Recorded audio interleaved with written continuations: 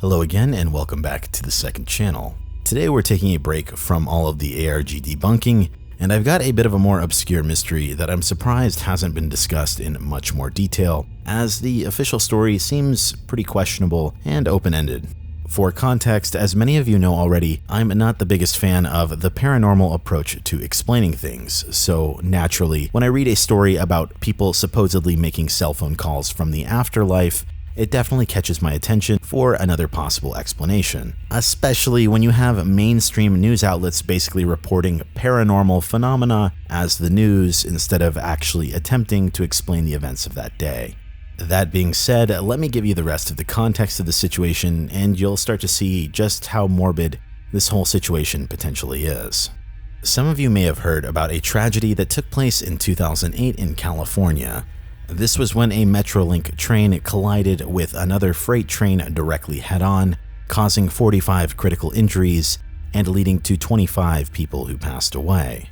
The entire situation was headline news at the time, and a subsequent investigation revealed that the operator of the train had been texting while on the job.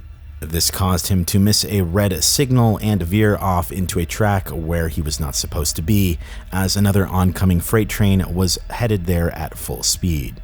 The entire situation was a complete disaster and is often referred to as a situation that was likely completely avoidable due to the inattentive nature of the operator. And that is the context of where our mystery starts today. Because what very few people know about this individual incident is the details of one specific victim, that being Charles Peck, an agent for Delta Airlines.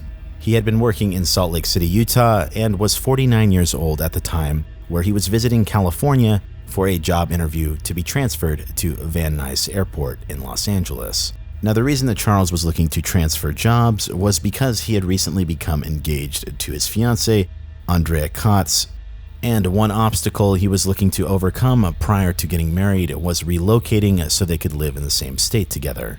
And on September 12, 2008, when the crash occurred, Charles was on that train. And what would make this situation incredibly questionable is what would happen over the night after Charles had been in that train crash. Now, I'm going to play a real news report from KTLA at the time this happened, and I want you to pay close attention to all of the details of this story and tell me if you notice something that doesn't quite add up. She says they might have looked like an odd couple. Andrea Katz is 6'1", Chuck Peck was 5'7", but she says they were made for each other. They've been friends for 20 years, and after his divorce a couple of years ago, their friendship turned to love. She was on her way to pick him up from the Metrolink station when she heard the news on the radio. She knew immediately he was on that train, but was he alive? And then they got the first call. It was to Chuck's son in Utah. And he said, "My dad just called me." And I said, "What did he say? Where is he? Is he okay?" He didn't say anything. The phone rang and it said, "Dad." They watched the tormenting search for survivors, certain that Chuck was alive and trapped in the wreckage. Between Chuck's kids and other family members, about 36 calls were made from Chuck's phone, but there was only static and silence. And then, almost 5 hours after the collision, at 9:08, Andrea got a call. And we were yelling in the phone, hang in there, baby. We're going to get you out. You're going to be okay. It was the hope they needed. And when the rescue efforts were about to turn to recovery, there was another call. And that prompted search crews to trace it.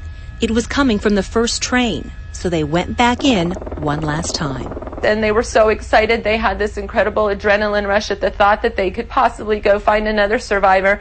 And we gave her a description, and they spent the next couple of hours looking for him. And they did end up finding him, and they said that he had died immediately on impact, and there was no way he could have been calling us. She believes those phone calls got them through the night and helped them find Chuck's body. The intellectual side of my brain thinks, gee, it was a computer malfunction, and the emotional side of my brain it was just Chuck letting us know that he knew that we were scared for him and letting us have hope. And she's also comforted by the fact that they were happy, ready to get married and start their new life together. She believes he was riding that train with a smile. And they may never find out exactly how those calls were made because Chuck's phone was never found. Reporting from News Center, Lynette Romero, back to you in the studio. Now, to summarize what we just basically watched, they basically used his phone to track his body, but they never found his phone.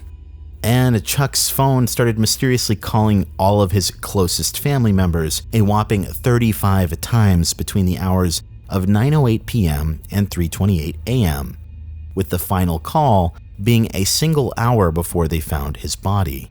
What really bugs me about this topic is the fact that many people who have written about this simply chalk this up to a simple butt dialing or a damaged phone, with this emphasis on it being this paranormal phenomenon. Now, no specific report makes any acknowledgement of what type of phone it was because it was supposedly never found. However, I want you to think about how many inputs would be required to make 35 separate phone calls at random intervals only to his closest family members. What are the odds of that actually happening? Assuming this was just some computer error, you might expect another call like a random contact to occur somewhere in the mix.